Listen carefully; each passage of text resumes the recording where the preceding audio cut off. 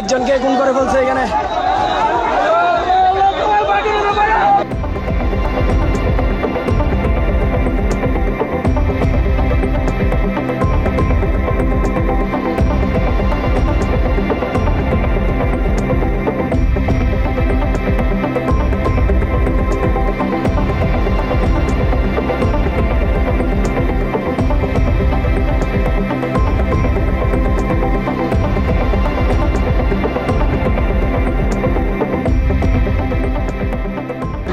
আজকে Chittagong court building এ যে ইসকনের যারা আসছিল তারা পুলিশের পিছন বেন আটকাইছে, পাশাপাশি যাওয়ার সময় আমাদের আদালত ভবনের যে মসজিদ ভেঙে দিয়ে গেছে।